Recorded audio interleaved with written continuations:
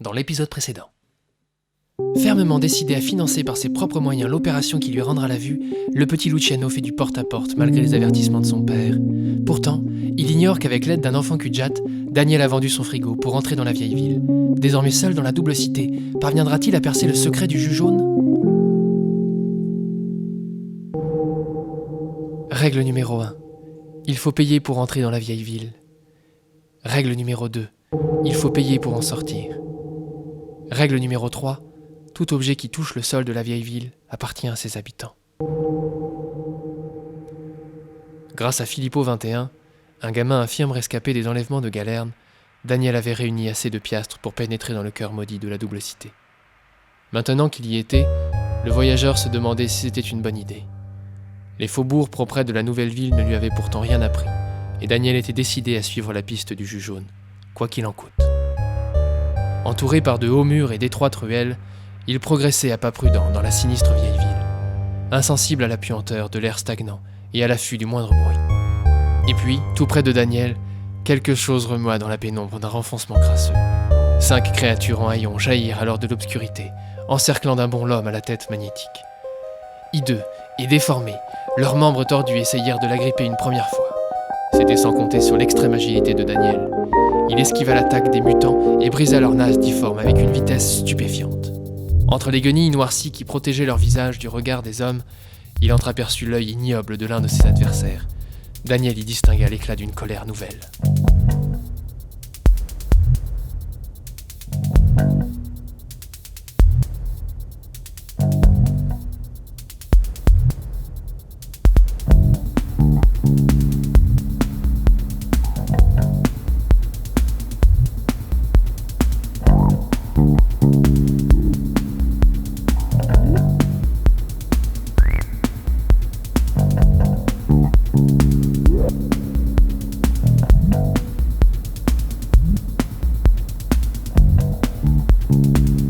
Alors qu'ils s'apprêtaient à repousser leur deuxième assaut, un nouveau mutant surgit à sa droite.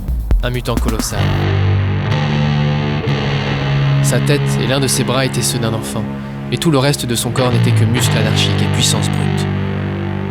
Il saisit Daniel comme on saisit un jouet, le suspendit la tête en bas et se mit à le secouer de toutes ses forces. Les quelques piastres qu'il possédait se mirent à teinter. C'est un coin dangereux, Daniel, le territoire des mendiants et des mutants. S'ils arrivent à te détrousser, tu pourras plus jamais sortir. La bourse du voyageur s'ouvrit, et les 10 piastres s'envolèrent au-dessus des malfrats monstrueux. Le géant lâcha Daniel pour s'emparer du maigre butin. Mais les sourires s'effacèrent aussitôt. Au lieu de retomber par terre, les 10 pièces s'étaient restées suspendues à quelques centimètres du sol. D'un geste de la main, Daniel attira vers lui les piastres qui regagnèrent sa bourse instantanément. Un applaudissement irréel vint briser le silence. Un bossu goguenard fit éruption entre les mutants et l'homme sans visage. En l'apercevant, les 6 ignobles bandits firent un mouvement en arrière, esquissèrent une révérence maladroite et quittèrent les lieux sans demander leur reste. Daniel dévisagea celui qui avait inspiré à la fois crainte et respect. En comparaison avec ses précédents agresseurs, le bossu claudiquant qui se tenait devant lui paraissait presque normal. Une infâme plaque de fer recouvrant une partie de son crâne venait cependant rappeler l'étrangeté du personnage. Tes talents ont fait forte impression, noble étranger. Mes hommes n'en ont pas cru leurs yeux, enfin, ceux qui en possèdent encore. Je m'appelle Schlick le Bossu. Bienvenue dans mon humble territoire. Les visiteurs sont rares ici-bas, les survivants plus rares encore. Je vois que tu n'es pas homme à te laisser intimider facilement. Aussi, permets-moi de te demander ce que tu es venu chercher ici, voyageur. Peut-être serais-je en mesure de te venir en aide. Sans se défaire de sa prudence, Daniel lui demanda ce qu'il savait sur le jus jaune. Le front terne de Schlick se barra d'un pli soucieux. Voilà une bien curieuse quête, étranger. Tu sembles ignorer que le jus jaune n'a causé que le malheur dans la double cité. Oui, j'ai découvert les ravages qu'il provoque. Oui, je sais d'où il provient. Mais je ne crois pas que tu sois prêt à voir ce que je m'apprête à te montrer. Le silence de Daniel lui affirma le contraire. Schlick guida Daniel dans un dédale de venelle nauséabonde jusqu'à une petite place pavée. En son centre, quelques pierres moussues signalaient la présence d'un puits. De sa démarche boiteuse, l'hideux bossu se rendit près du puits et se hissa sur son rebord. La source s'était tarie depuis des lustres et le puits menait à présent à une profonde cavité. On pouvait en deviner les contours grâce à une faible et lointaine lumière verdâtre. « C'est ici que tout a commencé !» éructa Schlicht d'entre ses vilaines dents. Daniel et le bossu se laissèrent glisser le long de la corde, puis avancèrent en direction de l'étrange clarté. Le passage rocheux s'élargissait autour d'un large trou au fond duquel scintillait un nombre incalculable de champignons. Verts et bouffis, ils luisaient dans l'obscurité comme un millier de lucioles malsaines. De leurs chapeaux vérolés suintait une épaisse sécrétion qui, défiant la gravité, s'écrasait goutte à goutte au plafond dans un bloc huileux. Le jus jaune. Il formait au-dessus de leur tête une main répugnante que rien ne semblait pouvoir éponger. Daniel, absorbé dans l'observation du liquide maléfique, n'eut pas le temps de parer le coup de pied vicieux de Schlick et bascula dans la cavité. Au bord de la fosse aux champignons, Schlick réapparut. Sa face crapuleuse rayonnait de satisfaction. « Daniel, est-ce que tu entends l'appel du jus ? Regarde les champignons, Daniel, ces magnifiques champignons !» Un bruissement visqueux agita soudain la fosse. La forêt fongique entourant le voyageur s'étira comme les os d'un géant assoupi. Les rochers se retournèrent alors pour dévoiler leur véritable nature. Les yeux morts d'une centaine d'enfants bossus dévisageaient Daniel dans la pénombre. Voilà donc ce qu'il était advenu de la progéniture de Galerne. L'heureux acquéreur du frigo de Daniel était un amoureux de l'électroménager. Dans sa cour impeccable, au pied de la digue, il avait installé le merveilleux appareil sur une petite estrade. Tout était prêt pour son polissage intégral.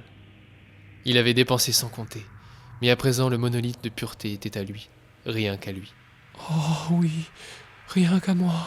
Un léger grincement l'arracha à sa contemplation. Devant lui se tenait un petit garçon au regard brillant. C'était Filippo 21.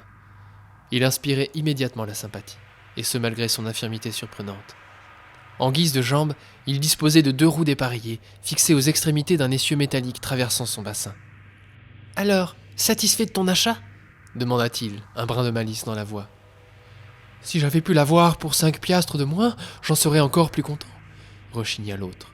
« Qu'est-ce qui t'a pris de faire grimper le prix pour un étranger, Filippo ? Tu ne l'as donc pas reconnu ?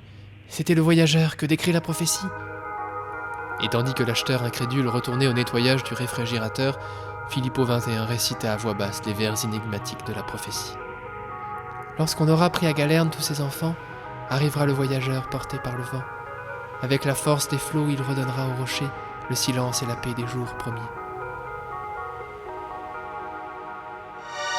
« Mettez-le en pièces !» hurla Schlick au mutant.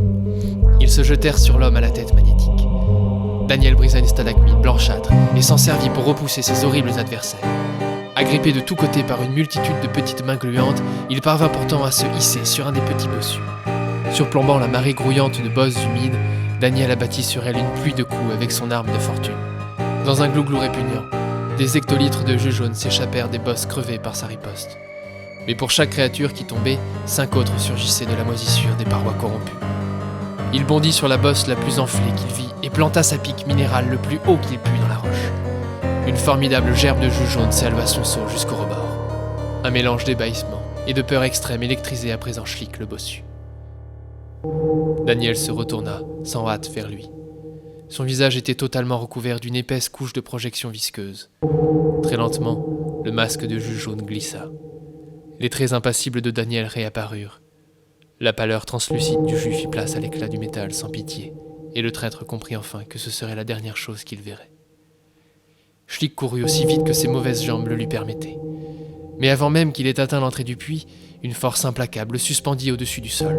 Le fourbe bossu poussa un hurlement de douleur. Sa vilaine plaque de fer supportait maintenant tout son poids. Nul n'échappe à la colère de Daniel. L'homme sans visage remonta jusqu'à la surface, emportant Schlick comme on promène un ballon. De nouveau sur la petite place qu'un jour avare peinait à éclairer, Daniel imposa au traître suspendu une lente ascension. Daniel, qu'est-ce que tu fais ? Tordu de douleur, le bossu gigotait vainement à plusieurs dizaines de mètres du sol. Le voyageur lui demanda alors de lui donner un nom. La souffrance de Schlick avait atteint son paroxysme. Sous sa peau perlée de sueur, toutes les veines de son visage palpitaient férocement. Des gouttelettes de jus jaune suintaient sur son front cireux. Et puis tout d'un coup, ses yeux injectés de sang cessèrent de s'agiter. Un sourire mauvais éclaira sa trogne viciée. De sa gorge gargouillante monta alors une voix puissante. Tu ne comprends donc pas, Daniel? Tu vas chier dans ton phoque! Donc de rien!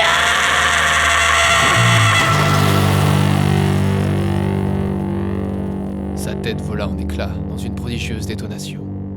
Yok. Daniel tenait à présent son nom.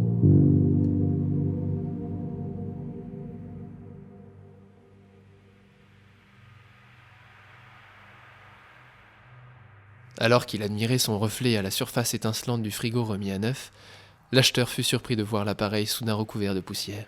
Il n'entendit la déflagration qu'une seconde après. Montant de la vieille ville, la faim explosive de Schlick avait fait trembler les murs et les esprits de la double cité tout entière. Pestant sur le temps gâché à nettoyer son bien pour rien, l'acheteur chercha du regard l'origine des débris tombés dans sa cour. Il frissonna en comprenant qu'ils provenaient de la digue. Brusquement, le frigo se mit à vibrer sous ses mains, se dégagea de son emprise et fila dans les airs au ras des toitures. Dans le ciel de Galerne se découpait de nouveau la silhouette de Daniel, à cheval sur une monture plus propre que jamais. Lentement, il redescendit vers Filippo 21, qui paraissait surpris de le voir sur le départ. « Daniel, tu pars déjà ?» En guise de réponse, le voyageur lui tendit ses 10 piastres. Il le remercia pour son aide valeureuse. Il possédait à présent assez d'indices pour poursuivre sa quête ailleurs. Maintenant qu'il avait le nom, Daniel devait trouver le visage. Et lorsqu'il le tiendrait enfin, viendrait le moment de le détruire. « Mais, et la prophétie, Daniel? Tu devais nous sauver l'île entière !» Mais lui et Galerne n'avaient jamais fait partie du plan de Daniel. Sans un regard pour l'enfant à roulette, le voyageur décolla à une vitesse telle que les murs vibrèrent une seconde fois. Le mortier fissuré de la digue sauta alors sous la pression des siècles et des flots enragés. Une vague gigantesque submergea vieille et nouvelle ville, balaya ses faubourgs harmonieux comme ses ruelles lépreuses.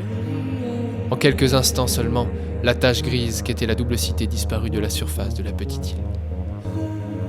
L'ultime fracas retentit dans les hauteurs rocheuses, jusqu'aux pins esselés avoisinant la cabane de Fernand. Il y avait toutes les raisons de croire que Daniel n'avait jamais existé. Mais alors, qu'était-ce ce point minuscule à l'horizon? Sans le quitter des yeux, Fernand murmura pour lui ces quelques vers oubliés. Lorsqu'on aura pris à Galerne tous ses enfants, arrivera le voyageur porté par le vent. Avec la force des flots, il redonnera au rocher le silence et la paix des jours premiers.